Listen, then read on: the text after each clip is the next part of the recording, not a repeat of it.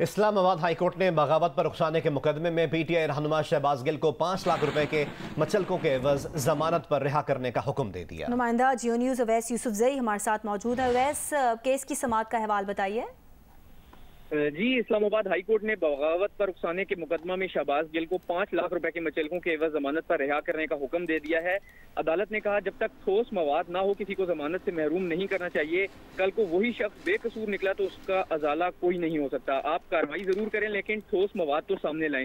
Chief justice Athar Minallah ने दौरान समाअत ये भी रिमार्क्स दिए कि आर्म्ड फोर्सेज इतनी कमजोर नहीं कि किसी के गैर जिम्मेदाराना बयान से उन पर असर हो, लेकिन शहबाज गिल का बयान गैर जिम्मेदाराना था जिसे किसी भी तौर पर जस्टिफाई नहीं किया जा सकता। शहबाज गिल के वकील बैरिस्टर सलमान सफदर आज अदालत में पेश हुए और उन्होंने ये मौक़िफ़ इख्तियार किया कि बदनीयती की बुनियाद पर सियासी इंतकाम लेने के लिए ये केस बनाया गया था और ये पूरा केस एक स्पीच के इर्द गिर्द घूमता है। उन्होंने अदालती इस्तफसार पर FIR का मतन पढ़कर सुनाया तो चीफ जस्टिस का कहना था कि क्या सियासी जमात के तर्जुमान को मालूम नहीं था कि आर्म्ड फोर्सेज ने सियासत में मुदाखलत न करने का हलफ ले रखा है। शहबाज गिल का बयान गैर जिम्मेदाराना, गैर मुनासिब और हतक अमेज था जिसे जस्टिफाई नहीं किया जा सकता। शहबाज गिल के वकील ने कहा, उनके मौकिल के बयान में आर्म्ड फोर्सेज को टारगेट ही नहीं किया गया और वो तो इस केस में शिकायत कुनिंदा भी नहीं है। स्पेशल प्रोसिक्यूटर राजा रिजवान अब्बासी जो अदालत में आज पेश हुए, उनका ये कहना था कि शहबाज गिल के सैटेलाइट फोन में काफी हसास चीजें हैं जिसकी रिपोर्ट आना अभी बाकी है।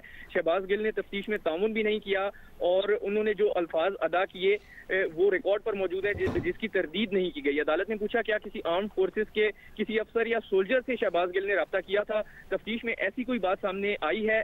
जिस पर स्पेशल प्रोसिक्यूटर ने कहा, ऐसी तो कोई बात सामने नहीं आई, लेकिन शहबाज गिल ने बात एक न्यूज चैनल पर कही थी जिसे आर्म्ड फोर्सेज में भी देखा जाता है और ये बात बगावत पर उकसाने का इल्जाम साबित करने के लिए काफी है। उन्होंने किसी एक को नहीं बल्कि अपने बयान से सबको बगावत पर उकसाया। इस पर चीफ जस्टिस अतहर मिनल्ला का ये कहना था कि बगावत का केस तो ये अदालत मानती ही नहीं। ये बताएं कि चीफ कमिश्नर वजारत दाखिला की बगावत का केस बनाने की मंजूरी कहाँ है? आप बताएं क्यों, किस बुनियाद पर अदालत ये जमानत मंजूर ना करे?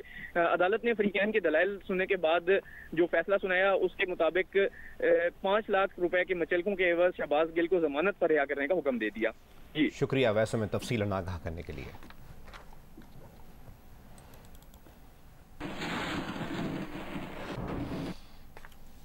और अब बात करेंगे मुल्क में जारी सैलाब की तबाहकारियों के हवाले से। राजनपुर में सैलाब ने हर शख्स को शदीद मुतासिर किया। बस्ती अफजलाबाद में एक ही खानदान के 3 नाबीना और 3 जहनी माजूर समेत 15 अफराद का घर भी सैलाबी पानी की नजर हो गया। इन मुतासरीन के पास खाने पीने के लिए कुछ भी नहीं। मजीद हमें आगाह करेंगे नुमाइंदा जियो न्यूज़ इलियास रजा। कि राजनपुर में सैलाबी पानी तो गुजर गया है लेकिन अपनी तबाही के मनाजर छोड़ गया है। मैं इस टाइम अफजलाबाद बस्ती में मौजूद हूँ। आप ये देखें यहाँ के घर मुकम्मल तौर पे गिर चुके हैं। मैं एक घर में मौजूद हूँ जहाँ पर ये 3 नाबीना हैं, ये 2 भाई हैं और एक इनकी वालदा है, ये नाबीना है यहाँ पर, और इनके साथ ये 3 है जिनका ज़हनी तवाज़ुन बच्चों का ख़राब है। ये टोटल इस घर के 15 अफराद हैं कि देखिए ये मुकम्मल, ये पीछे घर मुकम्मल तौर पर गिर चुका है और यहाँ पर ये एक दरख्त के सहित नीचे ये इस टाइम इन लोगों ने पनाह ली हुई है। हालात ये हैं, मेरे 5 बच्चे करने वाला मेरा कोई नहीं आए। सही है, मेरे पे हेल्प मेरी करें, मेरी मदद करें। छोटे छोटे बच्चे हैं और एक मेरी माँ है और एक मेरा भाई है। असा तीनों आंखों के मजदूर है। ना तो हमारे पास पीने के लिए अच्छा पानी है, ना तो हमारे पास खाना है। छोटे छोटे बच्चे हैं, हमारे पूरे मकान गिर गए। हम जाएं तो कहाँ जाए? मेरा एक शौहर करने वाला है, वो तगारी करता था। इन 5 बंदों को, ये 15 के 15 हम लोग अफराद एक तगारी उतारता है, हम कहाँ से खाएं? सिंध में डेंगू वायरस पर काबू पाने के लिए पंजाब से मदद लेने का फैसला कर लिया गया है। पंजाब के डेंगू माहिरीन से सिंध के डॉक्टर्स और डेंगू प्रोग्राम के अमले की ट्रेनिंग करवाई जाएगी। हॉट स्पॉट्स पर डेंगू लार्वा को तलफ करने के लिए स्प्रे और फ्यूमिगेशन मुहिम शुरू की जाएगी। डेंगू का शिकार होने वालों के अतराफ के 20 घरों में स्प्रे कराया जाएगा।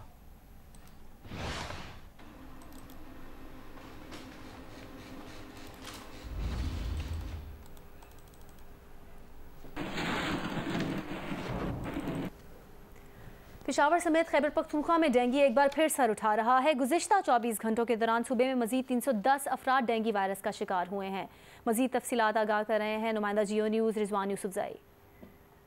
सिमल भर की तरह खैबर पख्तूनख्वा में भी डेंगू वायरस एक बार फिर सर उठाने लगा है। गुज़िश्ता 24 घंटे के दौरान इस बेरहम मच्छर से 310 मजीद लोग खैबर पख्तूनख्वा में मुतासर हुए हैं, जिसके बाद ये तादाद जो है वो 3510 पर जा पहुंची है। इस वक्त पेशावर के अंदर जो है वो गुज़िश्ता 24 घंटे के दौरान 61 मरीज जो है वो मुतासर हुए, जिनमें से लेडी रीडिंग हॉस्पिटल पेशावर में जो है वो 17 मरीज ज़ेर इलाज हैं। डेंगू वायरस से बचाव की अदायत वक्त वो मार्केट्स में नापैद भी हो चुकी हैं, ताहम अगर कहीं ना कहीं मिल रही हैं तो उनकी कीमतें दुगनी तिगनी बढ़ चुकी हैं। गुज़िश्ता रोज पेशावर हाईकोर्ट के चीफ जस्टिस कैसर रशीद ने समाअत करते हुए मुतल्लिका हुकाम को हुक्म जारी किया है कि आइंदा 3 हफ्ते के दौरान इन अद्वियात की मार्केट्स में फरहमी को भी यकीनी बनाया जाए और इनके रेट्स को भी कंट्रोल किया जाए। ताहम अगर ऐसा ना किया गया तो आइंदा समाअत में सेक्रेटरी हेल्थ समेत दीगर हुकाम को तलब किया जाएगा।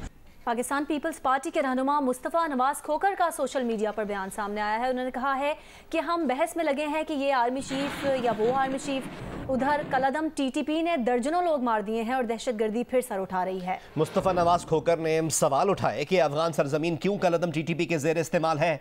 वो लोग जिनके लिए हम खुश हो रहे थे वो रॉ फंडेड कलअदम टीटीपी को क्यों पनाह दे रहे हैं।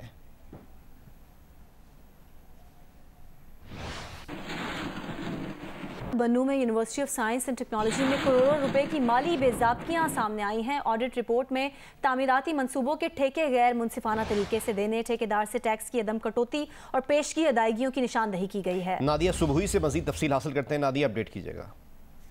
जी बिल्कुल, university of science and technology Bannu की ऑडिटर जनरल की जो रिपोर्ट आई है उसके मुताबिक 2 अरब 17 करोड़ रुपए की माली बेज़ाब्तियां भी सामने रिपोर्ट हुई है, जिसके बायस ये कहा गया है कि माली बहरान का शिकार है ये यूनिवर्सिटी।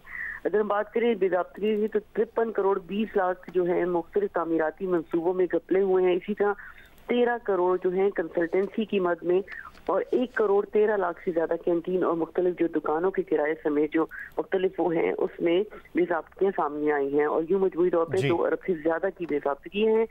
और जो परफॉर्मेंस सिक्योरिटी जो कहा गया था कि 14 दिन के अंदर जमा करानी है वो भी जमा नहीं कराई गई थी। जी बहुत बहुत शुक्रिया नादिया, हम आपसे मजीद अपडेट्स हासिल करते रहेंगे।